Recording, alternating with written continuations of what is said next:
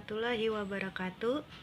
Selamat pagi, kami dari S1 Manajemen Pagi semester 2 akan mempresentasikan materi hukum bisnis tentang pasar modal. Sebelumnya, izinkan kami memperkenalkan diri. Nama saya Adeline dengan NIM 142-19004.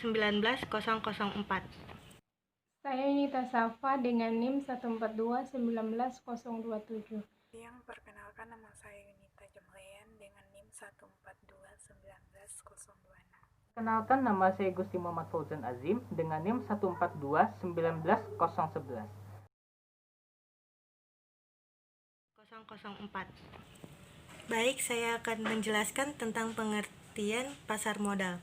Pasar modal itu sendiri ialah suatu pasar yang beroperasi dengan secara terorganisir yang mana terdapat aktivitas atau kegiatan perdagangan surat-surat berharga seperti saham, ekuitas, surat pengakuan hutang, obligasi, serta surat berharga lainnya yang diterbitkan oleh pemerintah atau juga sebuah perusahaan swasta dengan memanfaatkan jasa perantara, komisioner, serta underwriter.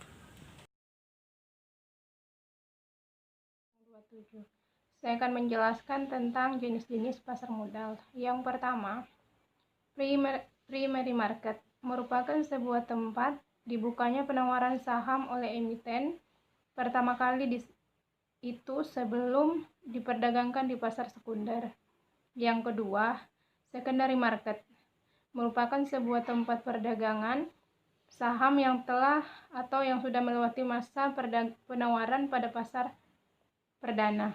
Yang ketiga, third market merupakan sebuah tempat perdagangan saham di luar bursa. Yang keempat, fourth market merupakan sebuah bentuk perdagangan efek antara pemegang saham atau proses pemindahan saham antara pemegang saham dengan nominal yang besar.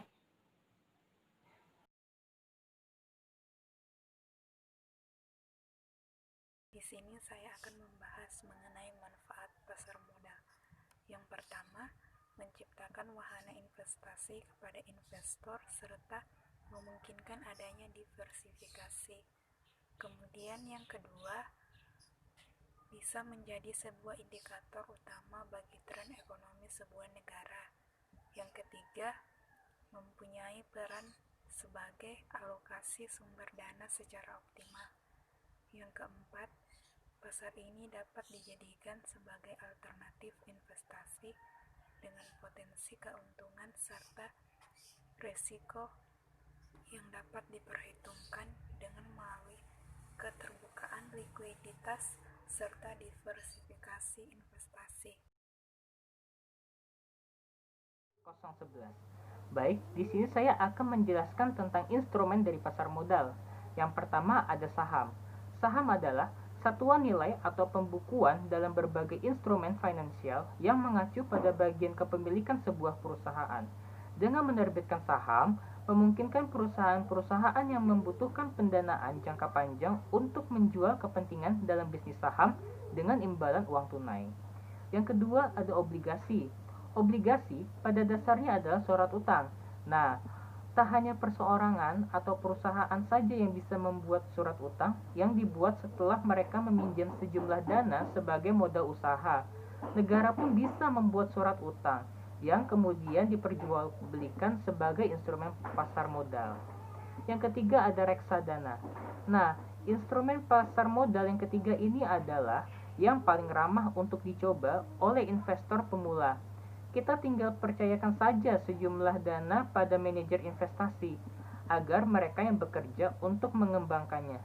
Jika performa mereka kurang baik, kita bisa memecatnya dan mengalihkan dana ke manajer investasi yang lain. Dan yang terakhir ada derivatif. Derivatif adalah surat berharga turunan dari saham atau obligasi. Pada umumnya, derivatif ini digunakan oleh para manajer investasi untuk melindungi nilai investasi terhadap risiko yang timbul akibat pergerakan harga saham, suku bangsa, nilai tukar rupiah, dan beberapa faktor penyebab pergerakan harga di pasar modal yang lain, tanpa memengaruhi nilai produk acuan.